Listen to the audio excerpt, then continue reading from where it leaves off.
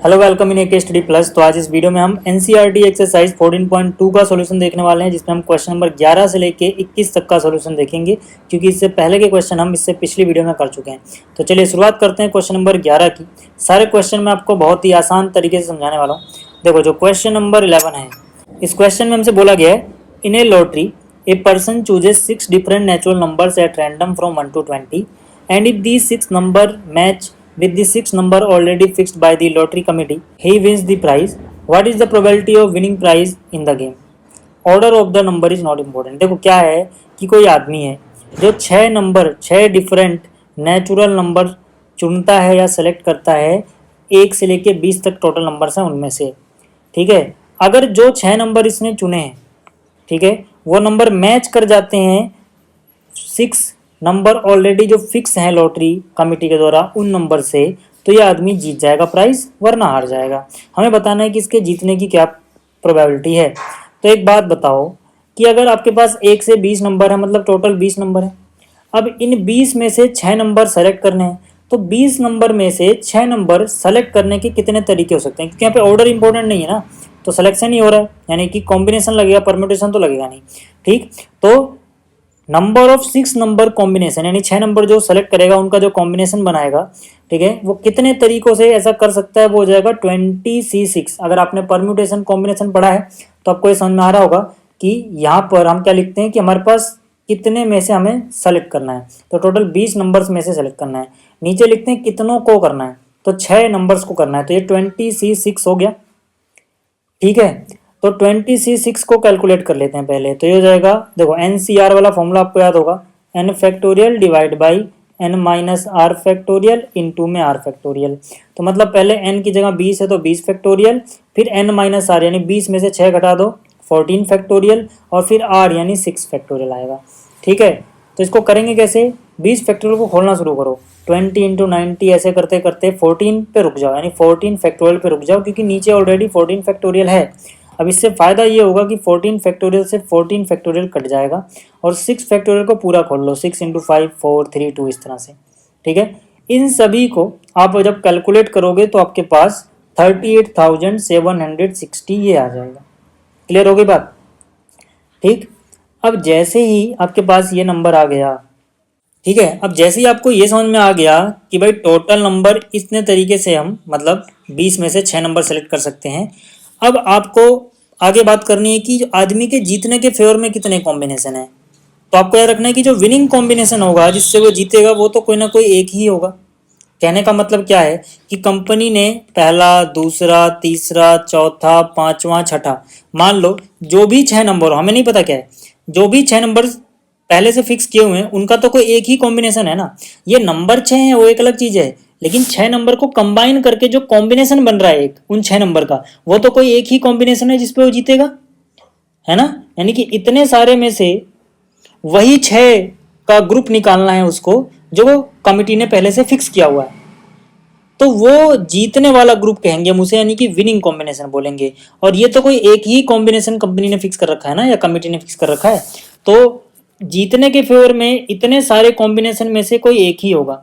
आप ऐसे भी समझ सकते हो कि लॉटरी में जब आप मान लो लॉटरी खेलोगे, हालांकि खेलना नहीं चाहिए, जुआ है वो, ठीक है, तो कोई एक ही चीज तो होगी जिससे मैच करने पे आप जीत जाओगे, है ना। तो मतलब सिर्फ विनिंग कॉम्बिनेशन कोई एक ही होगा उन 6 नंबर्स का, नंबर 6 होंगे लेकिन उनके कॉम्बिनेशन जो बनेगा वो एक ही होगा।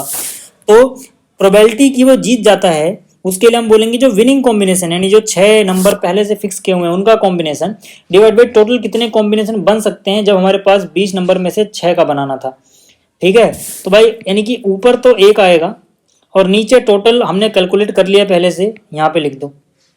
ठीक है, तो ये हो गई प्रोबेबिलिटी उसके जीतने में। क्लियर होगी बात। आगे बात करते हैं क्वेश्चन नंबर 12 की। क्वेश्चन नंबर 12 क्या कहता है, check whether the following probabilities PA and PB are consistently defined.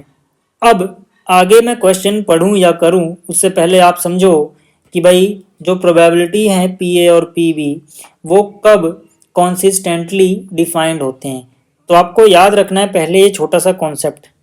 Concept क्या है जनाब, कॉन्सेप्ट ये है कि अगर अपने पास ए और बी की प्रोबेबिलिटी है तो इनकी प्रोबेबिलिटी कंसिस्टेंटली डिफाइंड होंगी। अगर प्रोबेबिलिटी ऑफ इनका इंटरसेक्शन, यानी कि इनके इंटरसेक्शन की प्रोबेबिलिटी अगर दोनों से, ठीक है, छोटी और बराबर हो, यानी कि ए इंटरसेक्शन बी की प्रोबेबिलिटी ए से भी छोटी या बराबर हो सकती है, और जो ए इंटरसेक्शन बी है ये प्रोबेबिलिटी ऑफ बी से भी छोटी या बराबर ही हो सकती है, इससे और अलग कुछ नहीं हो सकता। तो अगर ये दोनों कंडीशन सेटिस्फाई हो रही हैं तब हम बोलते हैं कि ये कंसिस्टेंटली डिफाइंड है, वरना नहीं है। तो चलिए चेक करते हैं, बात करते हैं इसके पहले हिस्से की। जो इसका पहला हिस्सा है इसको अगर आप देखो तो प्रोबेबिलिटी ऑफ ए कितनी दे रखी है, प्रोबेबिलिटी ऑफ ए दे रखी है 0.5, प्रोबेबिलिटी ऑफ बी कितनी दे रखी है 0.7, ए इंटरसेक्शन बी कितना दे रखा है 0.6। तो यहाँ पे आप सीधा सीधा देख सकते हो, मैंने कहा इंटरसेक्शन की प्रोबेबिलिटी छोटी होनी चाहिए, जब इनके इंटरसेक्शन की प्रोबेबिलिटी 0.6 है, इससे देख लो ये तो बड़ा हो गया है ना, यानी कि probability of A intersection B probability of A से छोटा नहीं आया, बराबर भी नहीं आया। भले इससे हो कोई बात नहीं, लेकिन एक कंडीशन तो गलत ही हो गई ना। जैसी एक गलत हुई हम बोलेंगे probability of A and probability of B are not consistently defined. Clear हो गई बात। इसी तरह से जो इसका सेकंड पार्ट है ये वाला, इसकी भी बात कर ही लेते हैं। इसमें देखो क्या दिया हुआ है, ए की प्रोबेबिलिटी, बी की प्रोबेबिलिटी और ए यूनियन बी की प्रोबेबिलिटी, ए की, बी की और ए यूनियन बी की। हमें चाहिए इंटरसेक्शन, क्योंकि इसको चेक करने के लिए जो मैंने कॉन्सेप्ट बताया उसमें इंटरसेक्शन है। तो पहले तो आप ए और बी का इंटरसेक्शन निकाल लो। इसका फॉर्मूला होता है probability of A plus probability of B minus probability of A union B. Probability of A है 0.5, प्रोबेबिलिटी ऑफ बी है 0.4, इसका है 0.8। तो यहाँ से इनको जोड़ोगे तो 0.9 माइनस 0.8 यानी 0.1 हो जाएगा। अब जैसे ही मैंने देखा यार ए इंटरसेक्शन बी तो इतना आ रहा है, यानी ए इंटरसेक्शन बी की प्रोबेबिलिटी देखो ए से भी छोटी है, 0.1 0.5 से तो छोटा होता है ना, छोटी है, ठीक है, और ये इससे भी छोटी है। तो मतलब ये दोनों कंडीशन सेटिस्फाई हो रही हैं, तो हम बोलेंगे क्योंकि ये दोनों कंडीशन सेटिस्फाई हो रही हैं तो P A and P B are consistently defined. आगे बात करते हैं क्वेश्चन नंबर 13 की। क्वेश्चन नंबर 13 जो है इसमें हमें ब्लैंक्स को फिल करना है। पहले बात करो केस 1 की। केस 1 में प्रोबेबिलिटी ऑफ ए 1/3 दे रखा है, प्रोबेबिलिटी ऑफ बी 1/5 दे रखा है, इनके इंटरसेक्शन की प्रोबेबिलिटी 1/15 दे रखी है, और इनके यूनियन की जो प्रोबेबिलिटी होगी वो हमसे पूछी गई है कि बताओ भैया क्या होगा। तो इसके लिए आपको सीधा सीधा ये फॉर्मूला याद रखना है, ठीक है। Probability of A union B क्या होगा, probability of A plus B minus A intersection B, ठीक है। तो ए की कितनी है 1/3, बी की कितनी है 1/5, और इनके इंटरसेक्शन की प्रोबेबिलिटी कितनी है 1/15, ठीक है। इनको जोड़ लो पहले, तो 5 और 3 8/15 माइनस 1/15 यानी कि 7/15 हो जाएगा, ठीक है। पहला पार्ट समझ में आ गया। अब अगर बात करें हम इसके सेकंड पार्ट की, तो प्रोबेबिलिटी ऑफ ए इतना है, प्रोबेबिलिटी इनके इंटरसेक्शन की और यूनियन की दे रखी है, और इस बार क्या पूछा है, प्रोबेबिलिटी ऑफ बी पूछ लिया इस बार, ठीक है ना, कि प्रोबेबिलिटी ऑफ बी कितना होगा। फिर से सेम फॉर्मूला यही लगाना, बस प्रोबेबिलिटी ऑफ बी की जगह छोड़ देना, प्रोबेबिलिटी ऑफ बी लिखना, बाकी सबकी वैल्यू रखना, आंसर आ जाएगा। ज़्यादा अच्छा रहेगा इसको आप लेफ्ट में लिखो, इसको राइट में लिखो, मतलब probability of A plus B minus A intersection B, A B होता है, बस सबकी वैल्यू रख दो। प्रोबेबिलिटी ऑफ ए 0.35 है, यहाँ पे आप देख सकते हो। प्रोबेबिलिटी ऑफ बी नहीं दिया, वही तो पूछा है। इनके इंटरसेक्शन की प्रोबेबिलिटी 0.25 दे रखी है, लिख दो। यूनियन की प्रोबेबिलिटी 0.6 दे रखी है, लिख दो, ठीक है। तो 0.35 माइनस 0.25 करोगे 0.10, माइनस में जाएगा 0.6 में से घटाओगे 0.10, 0.5 बच जाएगा, ठीक है। आ गया समझ में। इसी तरह से अगले में जो पूछा है उसका सॉल्यूशन मैं यहाँ दे दे रहा हूँ, आप कर लेना, सिर्फ वैल्यू रखनी है, निकाल लेना, ठीक है। अब बात करते हैं क्वेश्चन नंबर 14 की। क्वेश्चन नंबर 14 में क्या कह रहा है, ध्यान से देखना। क्वेश्चन नंबर 14 जो है अपना, इसमें ये बोला गया है कि भाई तुम्हें गिवन है प्रोबेबिलिटी ऑफ ए है 3/5, प्रोबेबिलिटी ऑफ बी है 1/5, हमें निकालना है ए और बी। याद रखना ए और बी का मतलब होता है ए यूनियन बी, यानी ए यूनियन बी निकालना है। अगर A and B are mutually exclusive, अगर ए और बी म्यूचुअली एक्सक्लूसिव हैं, म्यूचुअली एक्सक्लूसिव का मतलब होता है, अगर मैं सेट में बात करूं तो इनका इंटरसेक्शन, जो यहाँ पर इनका इंटरसेक्शन होगा ए इंटरसेक्शन बी, वो एम्प्टी सेट आएगा। अगर मैं नंबर्स में बात करूं कि नंबर ऑफ एलिमेंट कितने होंगे, तो नंबर ऑफ एलिमेंट होंगे 0। अगर मैं प्रोबेबिलिटी में बात करूं तो प्रोबेबिलिटी होगी 0, ठीक है। यानी कि यहाँ पे आपको याद रखना है कि अगर मैं प्रोबेबिलिटीज़ में बात करूँ म्यूचुअली एक्सक्लूसिव इवेंट की, तो प्रोबेबिलिटी 0 होती है। सेट में हमने पढ़ा था कि म्यूचुअली एक्सक्लूसिव का मतलब होता है कि इनका इंटरसेक्शन एम्प्टी सेट आएगा, तो यहाँ पे सेट की बात की जा रही है तो एम्प्टी सेट है। नंबर ऑफ एलिमेंट की बात की जाएगी तो कोई एलिमेंट नहीं होगा, जीरो होगा। प्रोबेबिलिटी की बात की जाएगी तो वो भी जीरो होगी। ठीक है, तो अपने को पता है कि भाई probability of A union B का ये फॉर्मूला होता है, इसमें इंटरसेक्शन की प्रोबेबिलिटी तो हो गई जीरो, यानी ये खत्म हो गया। ठीक है, तो सीधा सीधा फॉर्मूला इतना ही बचा। आप डायरेक्ट भी याद रख सकते हो कि अगर म्यूचुअली एक्सक्लूसिव इवेंट हैं तो उनका यूनियन जो होता है वो सिर्फ इतना ही होता है, फिर इसको हटा दो।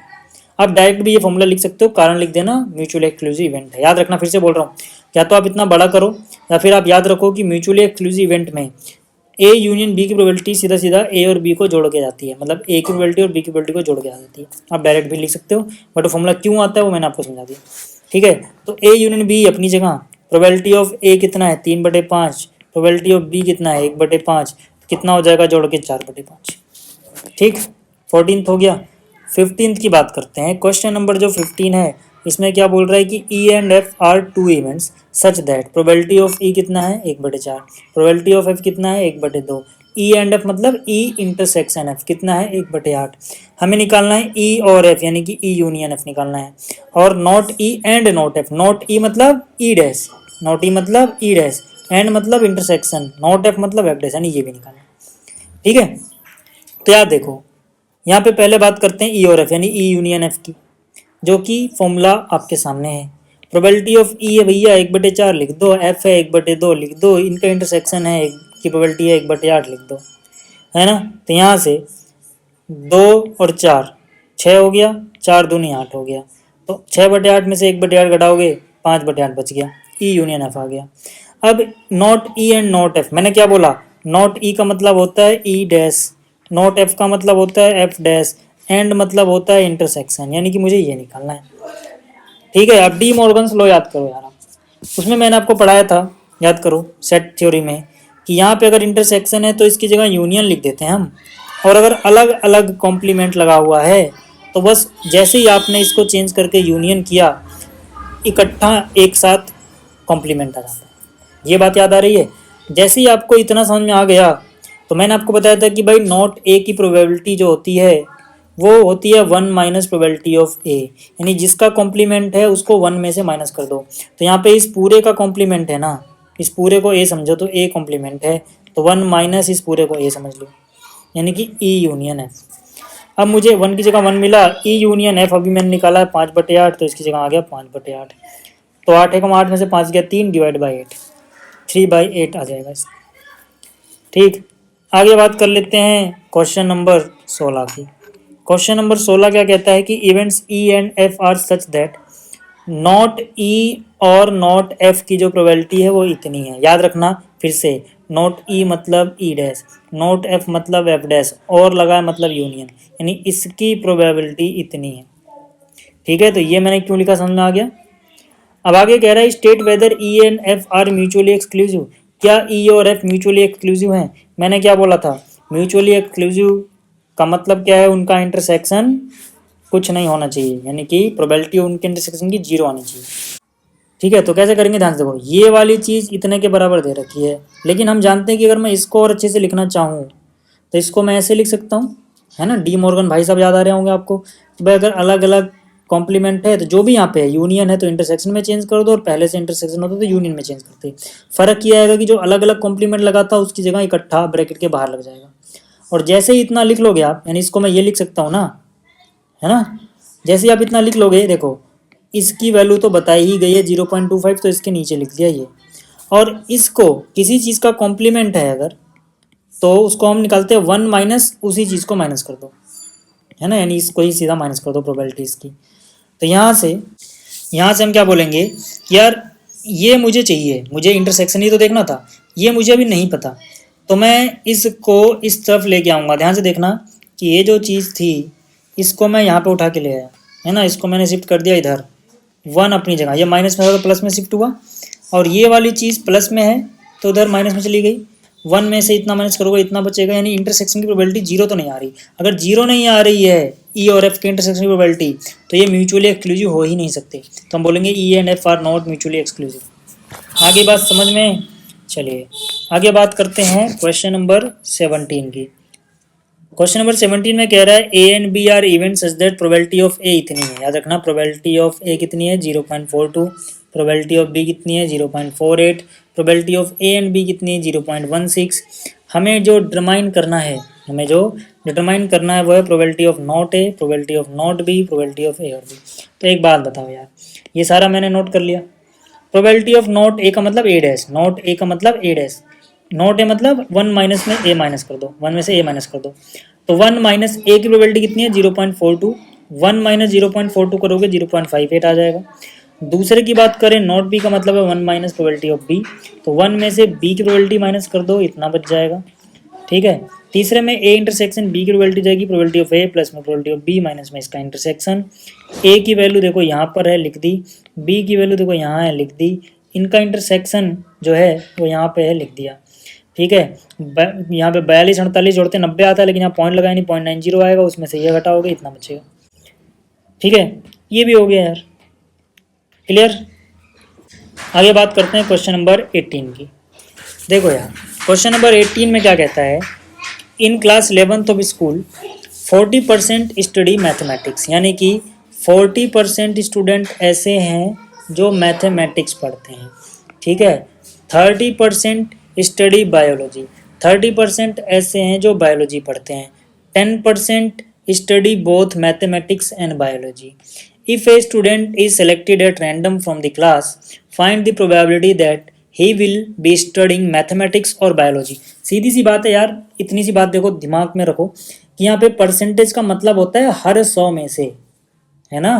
तो यानी कि अगर परसेंटेज में दिया है तो डायरेक्टली प्रोबेबिलिटी में कैसे कन्वर्ट करोगे, हम जैसे एम मान लेते हैं, वो इवेंट आ गया जिसमें मैथमेटिक्स, ठीक है ना, पसंद है बच्चों को या सेलेक्ट करते हैं बच्चे, तो प्रोबेबिलिटी ऑफ मैथमेटिक्स यानी कि एम फॉर मैथमेटिक्स क्या हो जाएगा 40 है 100 में से, यानी अगर टोटल बच्चे हम 100 माने तो 100 में से 40 को पसंद है इतना, तो प्रोबेबिलिटी हो जाएगी सीधा सीधा 40/100। इसी तरह से 30% बायोलॉजी स्टडी करते हैं, मतलब अगर बायोलॉजी की हम टोटल बच्चे अगर 100 माने तो टोटल 100 हो गया, 100 में से 30 को बायोलॉजी पसंद है, यानी इसकी प्रोबेबिलिटी जाएगी 30/100।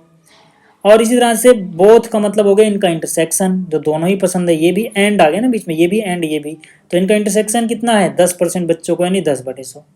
हमसे पूछा क्या गया है, हमसे पूछा गया है कि ऐसे स्टूडेंट की प्रोबेबिलिटी निकालो कि वो स्टडी कर रहा हो मैथमेटिक्स और बायोलॉजी। यहाँ पे और आ गया मतलब यूनियन, यानी मैथमेटिक्स और बायोलॉजी। ठीक है, तो इनका यूनियन निकाल दो, तो यूनियन की प्रोबेबिलिटी क्या हो जाएगी this plus this minus this. Maths की प्रोबेबिलिटी कितनी है 40/100, बायोलॉजी की कितनी है 30/100, और इनका इंटरसेक्शन कितनी है 10/100, है ना। तो 40 और 30 70/100 माइनस में 10 यानी कि 60/100, है ना। 20 3 60, 20 5 100 यानी कि 3/5, इसका आंसर हो गया। समझ में आ गया क्वेश्चन नंबर 18। ठीक है, क्वेश्चन नंबर 18 समझ में आ गया। चलिए आगे चलते हैं क्वेश्चन नंबर 19 की तरफ। अब देखो जो क्वेश्चन नंबर 19 है ये भी काफ़ी अच्छा सवाल है, काफ़ी आसान भी है। इसमें बोला गया कि कोई एंट्रेंस टेस्ट होता है और जो ग्रेड दी जाती है वो इस बेसिस पे दी जाती है कि वो जो टेस्ट है ना उसमें 2 छोटे छोटे सब कैटेगरी है एग्जाम की। ठीक है, यानी कि बेसिस ऑफ 2 एग्जामिनेशन ग्रेड बनती है, यानी पहले एग्जाम 1 दो और फिर एग्जाम 2 दो, दोनों को मिला के आपकी ग्रेड या रैंक बनेगी।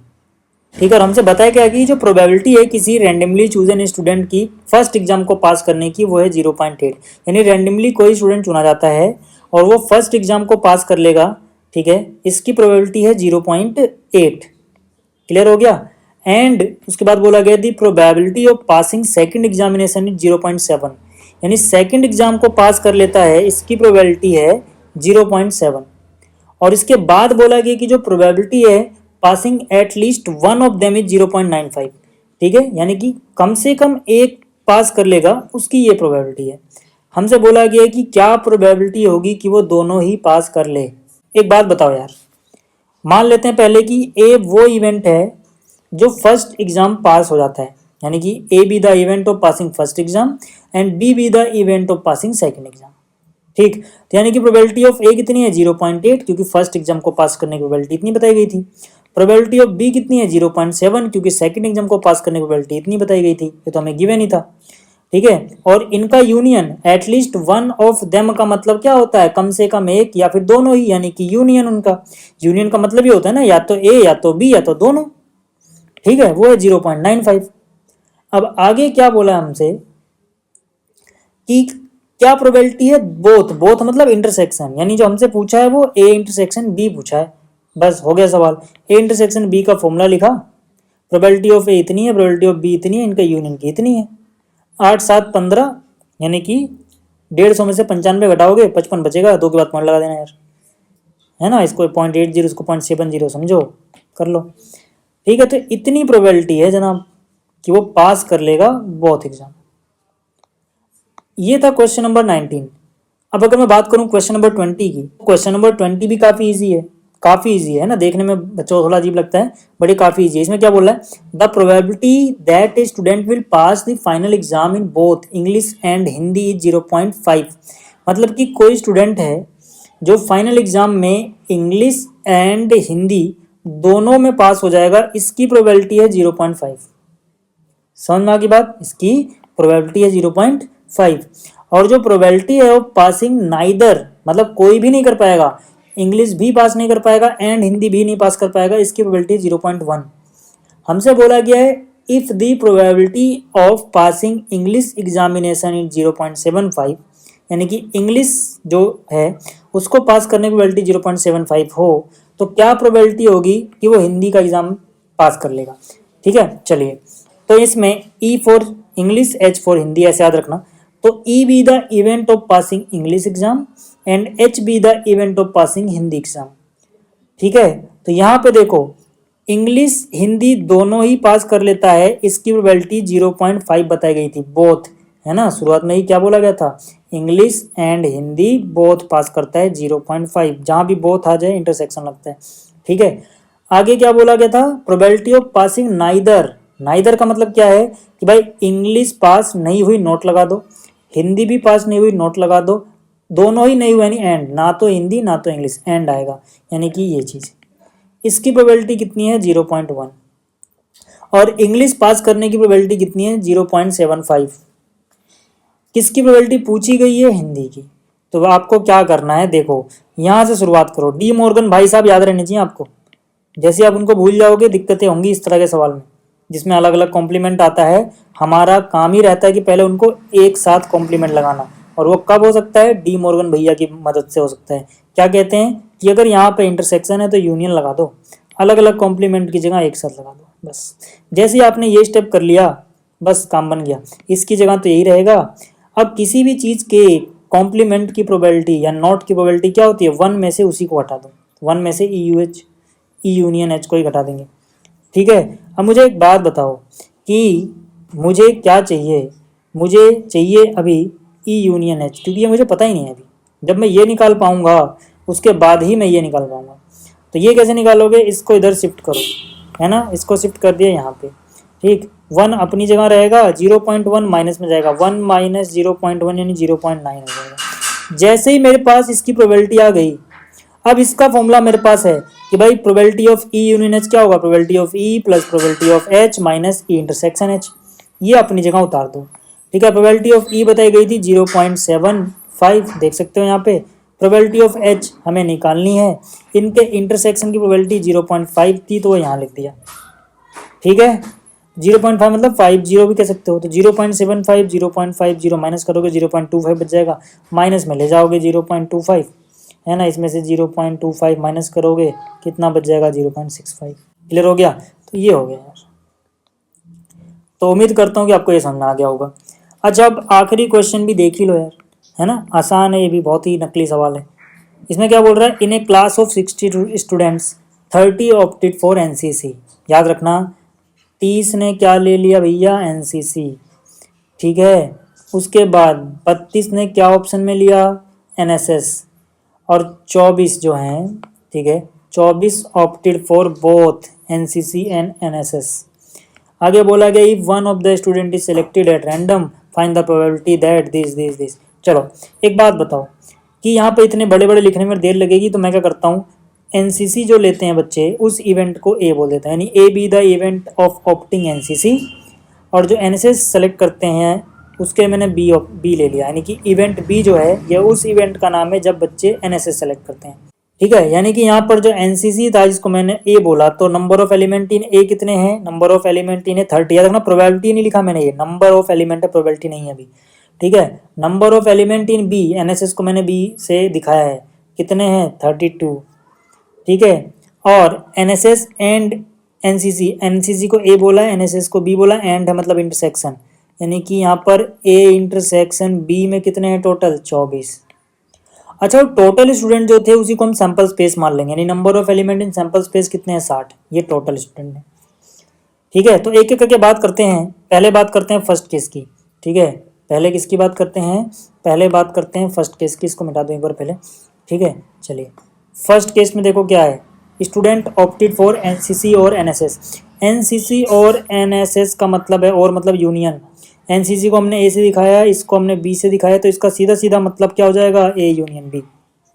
अब मुझे तो प्रोबेबिलिटी निकालनी है, मैंने यहाँ पे नंबर्स में लिखा है लेकिन मुझे निकालना है प्रोबेबिलिटी, तो मैं सीधा लिखूंगा probability of A union B होगा probability of A plus probability of B minus probability of A intersection B, क्योंकि मुझे तो भाई यूनियन का ही प्रोबेबिलिटी निकालना है। अब मुझे एक बात बताओ, नंबर ऑफ एलिमेंट कितने हैं ए के पास 30, अगर मैं इस 30 को टोटल से डिवाइड कर दूं तो प्रोबेबिलिटी बन जाएगा। प्रोबेबिलिटी कैसे निकालते हो भाई, ए के फेवर में कितने लोग हैं टोटल से डिवाइड कर दो, तो ए के फेवर में 30 लोग हैं, इन 30 को मैंने टोटल यानी 60 से डिवाइड किया तो प्रोबेबिलिटी बन गई। तो इसीलिए यहाँ पे एन की जगह मैंने पी लिखा हुआ है, पी फॉर प्रोबेबिलिटी। इस तरह से बी के पास कितने एलिमेंट हैं 32, अब इसी 32 को अगर मैं 60 से डिवाइड कर दूं तो एन की जगह पी आ जाएगा, प्रोबेबिलिटी बन जाएगी, यानी यहाँ पे पी था तो 32/60 लिखोगे। और इसी तरह से यहाँ पर इनके इंटरसेक्शन में 24 लोग थे, अगर मैं इसी को टोटल से डिवाइड कर दूं तो एक पी बन जाएगा, यानी प्रोबेबिलिटी इतनी आ जाएगी। ठीक है, 60 से ही क्यों डिवाइड करेंगे, क्योंकि सैंपल स्पेस से ही तो डिवाइड करोगे, number of element in sample space. तो 30 और 32 62, 62/60 माइनस 24 करोगे तो कितना बच जाएगा 38/60, इसको काटोगे हो जाएगा 19/30, ये हो गया। अच्छा, दूसरे में क्या बोला गया था, पहला पार्ट समझ में आ ही गया होगा। दूसरे पार्ट की अगर हम बात करें तो दूसरे पार्ट में बोला गया है student has opted neither NCC nor SS. NCC को मैंने ए से दिखाया है, नाइदर एनसीसी मतलब ए डैश, एनएसएस को मैंने बी से दिखाया है, नाइदर यानी बी डैश, ये भी नहीं एंड ये भी नहीं, यानी ये निकालना है। तो नाइदर एनसीसी नॉर एनएसएस का मतलब ये हो गया ए डैश बी डैश का इंटरसेक्शन। अब फिर से जैसे अलग अलग कॉम्प्लीमेंट नजर आता है, मैंने कहा डी मॉर्गन भाई साहब याद है जनिए आपको, है ना, इसको उलट दो और एक साथ लगा दो कॉम्प्लीमेंट। जैसे ही एक साथ कॉम्प्लीमेंट आया 1 माइनस में दिस कर दो, तो इसकी प्रोबेबिलिटी तो अभी हमने निकाली 19/30, तो यानी 1 में से 19/30 घटा दोगे 11/30 आ जाएगा, खत्म। थर्ड पार्ट की अगर हम बात करें तो थर्ड पार्ट की बात कर ही लेते हैं, करें क्या। ठीक है, इसमें क्या है, the student has opted NSS but not NCC. अब इसका मतलब क्या हो गया, यानी उसके पास एनएसएस को हमने बी से दिखाया है, एनएसएस है लेकिन एनसीसी नहीं है, यानी कि बी में से ए माइनस कर दो। अभी मैं इसको वेन डायग्राम से समझा देता हूँ ऐसा क्यों बोला। मैंने कहा एनएसएस बट नॉट एनसीसी का मतलब सीधा सीधा यही है। अब कुछ बच्चों के हो सकता है ये चीज़ समझ में ना आ रही हो, तो उनको समझाने के लिए वेन डायग्राम का सहारा लेते हैं, आराम से समझ में आ जाएगा, टेंशन मत लो, समझाने के लिए मैं हूँ यहाँ पे। देखो ये ठीक है एक, और ये दूसरा। ठीक है, अब यहाँ पे ठीक है ये मान लेते हैं कि ए है, ठीक है, और ये मान लेते हैं कि बी है। ठीक, तो यहाँ पे ए किसके लिए था जनाब, ए हमने दिखाया था एनसीसी वालों को ए से, बी एनएसएस वालों को बी से दिखाया था। ठीक है, यहाँ पे क्वेश्चन में कहा गया है कि एनएसएस होना चाहिए लेकिन एनसीसी ना हो। ठीक है, तो देखो ये वाला हिस्सा जो होता है ये क्या है, ओनली बी, या फिर इसमें सिर्फ बी है ए नहीं है, बी क्या एनएसएस, इस एरिया में एनएसएस है लेकिन एनसीसी नहीं है। ये वाला एरिया अगर आप ले लोगे तो मामला गड़बड़ा जाएगा, क्योंकि उसमें दोनों आ जाएंगे, जबकि एनसीसी को छोड़ना है यहाँ पे, तो एनसीसी वाला एरिया छोड़ दो। अब ये जो एरिया होता है मुझे बताओ, क्या ये बी माइनस ए नहीं होता, यही तो होता है बी माइनस ए, बी में से हटा दिया ना। और बी माइनस ए कैसे निकालोगे, इस पूरी बी में से जो इनका इंटरसेक्शन है वो माइनस कर दो। भाई देखो ये पूरा बी लिखा मैंने, बी माइनस ए की यहाँ क्या लिखा बी, और इस पूरे बी में से इतना हिस्सा ही तो रिमूव करना है, और ये इतना हिस्सा क्या होगा, ए और बी का इंटरसेक्शन। तो यानी इस पूरे की प्रोबेबिलिटी, तो यानी कि इतने की प्रोबेबिलिटी जो कि है बी माइनस ए बराबर होगा इस पूरे की प्रोबेबिलिटी में से इसके इंटरसेक्शन की प्रोबेबिलिटी माइनस कर देना। अब प्रोबेबिलिटी ऑफ बी अभी हमने देखा कि भाई बी के पास नंबर ऑफ एलिमेंट है 32, टोटल है 60, यानी इसकी प्रोबेबिलिटी जाएगी 32/60। और इंटरसेक्शन की प्रोबेबिलिटी हमने देखा 24, ठीक है, बटे में 60 है, ऊपर भी किया था हमने। तो यहाँ से माइनस करोगे तो 24, 8 32 होता है, नहीं माइनस करने के बाद 8/60 है ना। 4 से इसको काटोगे, 4 दूनी 8, 4 से काटोगे 15, नहीं 2/15। ठीक है, तो उम्मीद करता हूँ कि आपको ये सारे क्वेश्चन समझ में आ गए होंगे। इस वीडियो में इतना ही, जल्दी मिलेंगे अगली वीडियो में। इस वीडियो को देखने के लिए धन्यवाद।